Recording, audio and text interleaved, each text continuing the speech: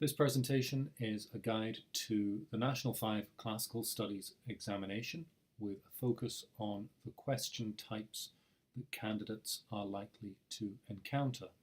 All of the examples are from a past paper, I believe it is last year's, and all of the answers and marking guidance comes from the marking instruction from the SQA. Questions that ask candidates to explain the reasons why. Below is a list of all the details specified by the SQA with regards to answering this question. I've highlighted the key part that a candidate must show a connection between factors or the causal relationships between events and ideas. You do not need to evaluate or prioritize your answers, but you do need to specify an aspect from the classical world and then explain its relevance to the question. This will be a lot more obvious now that we have a look at an example. Here, the question was, explain the reasons why the education of Athenian boys and girls prepared them well for their lives as adults.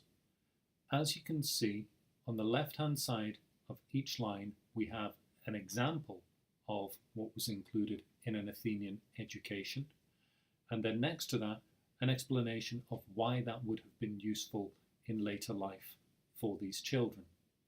We have reading and writing, and that is explained as being useful for daily work, participating in democracy. We have arithmetic, and that is useful for work and for buying and selling. If you want to read the whole slide to get an idea of all of the possible marks, please just pause now.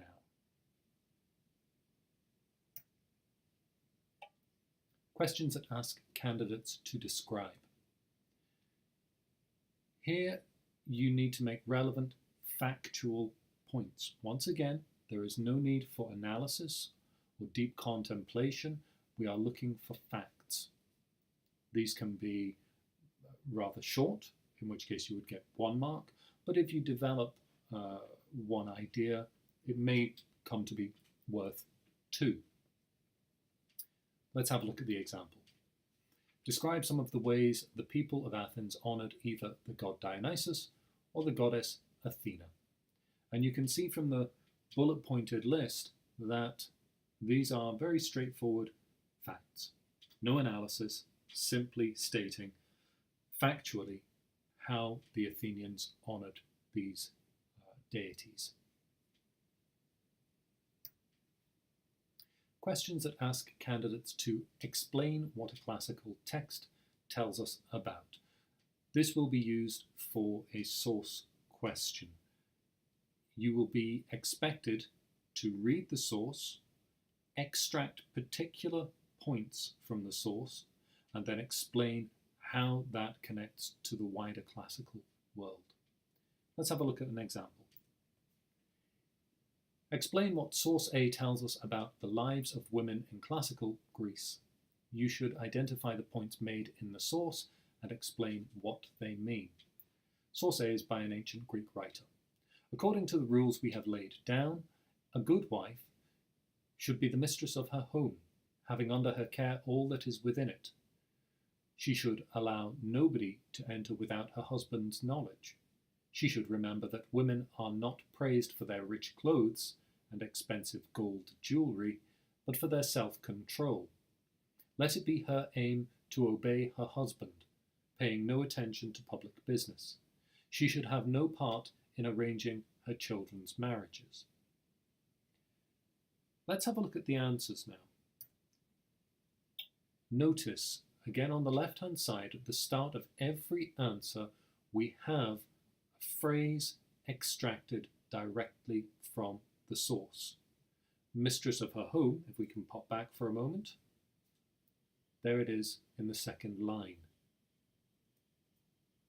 We then have the explanation of how an Athenian wife was expected to be the mistress of her home.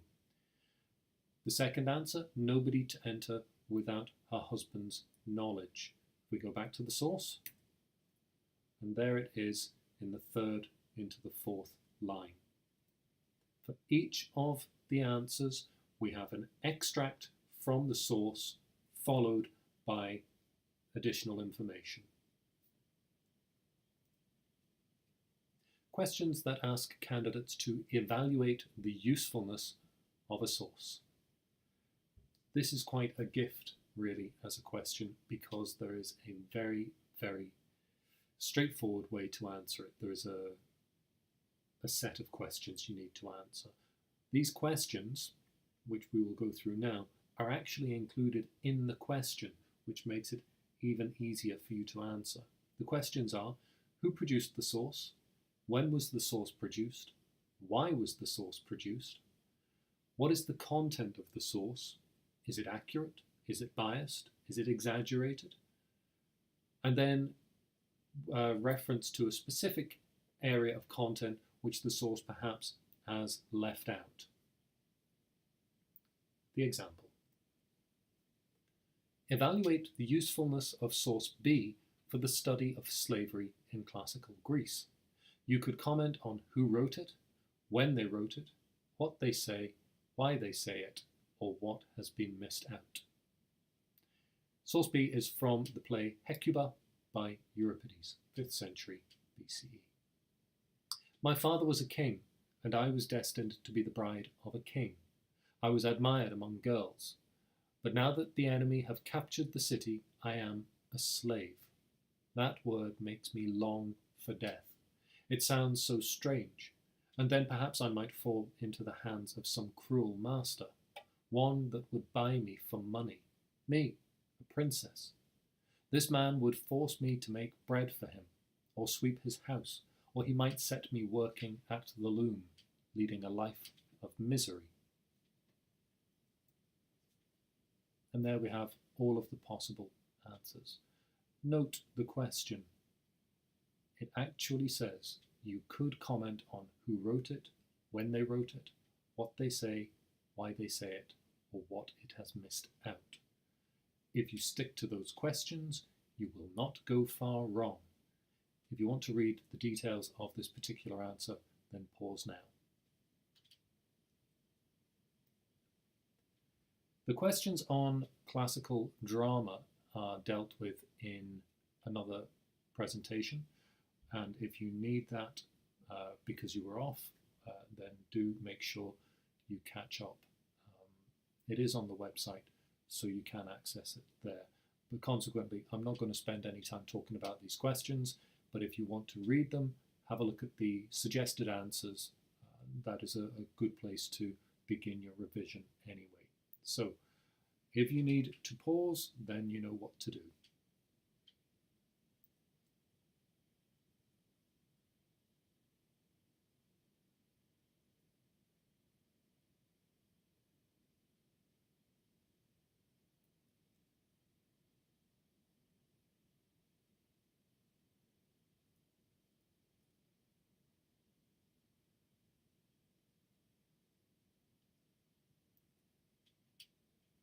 Describe a temple found in Pompeii. This is a description question. You need to come up with relevant factual points, but remember, simple facts, details, not analysis. If you would like to pause to see the answers, then now is the time to do so.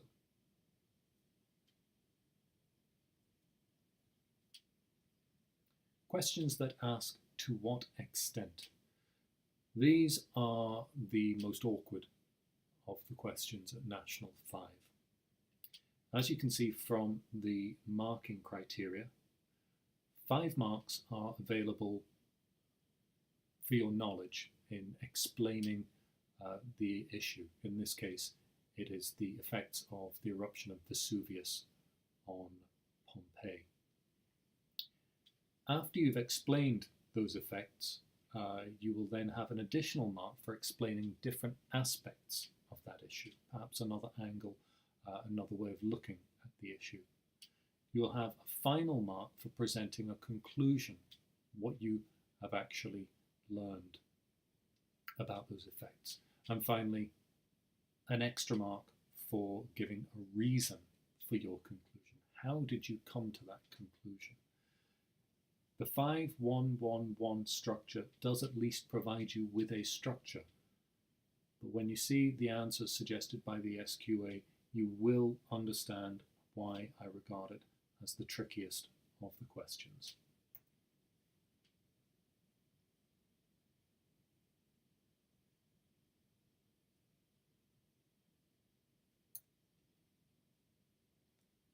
This is a pictorial source, a picture of the cold room found in a Pompeian bathhouse.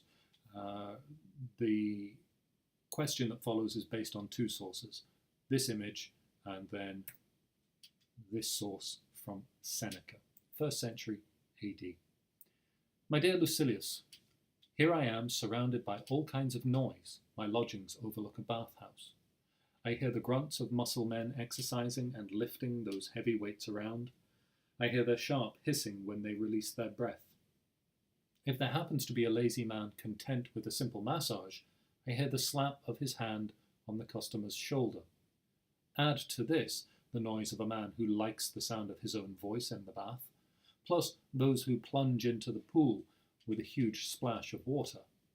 Besides those who just have loud voices, imagine the armpit hair plucker whose cries are shrill so as to draw people's attention and never stop except when he's doing his job and making someone else shriek for him.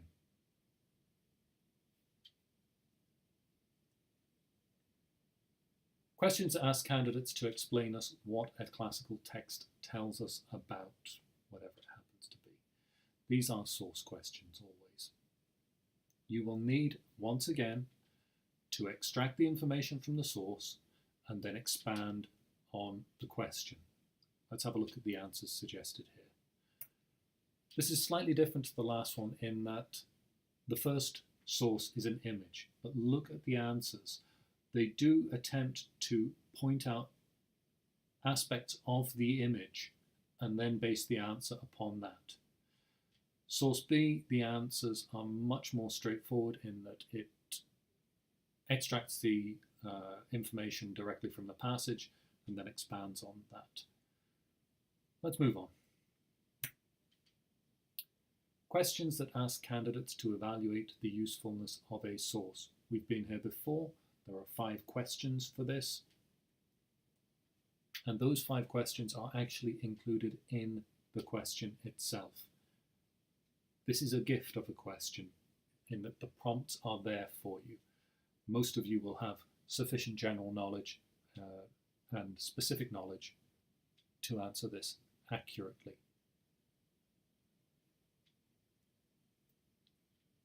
And there we are.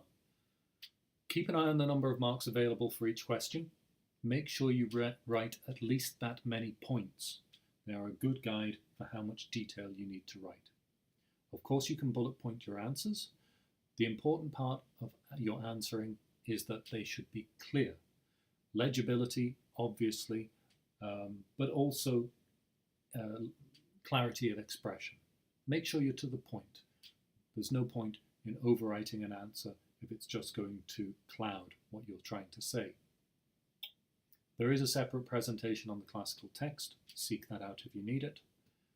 Finally, we have 5 different kinds of question. Explain the reasons why. Describe. Explain what a text tells us about. Evaluate the usefulness of a source and to what extent.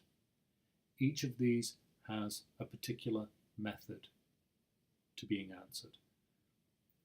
I hope this has been useful. If you have any questions, then just ask in class.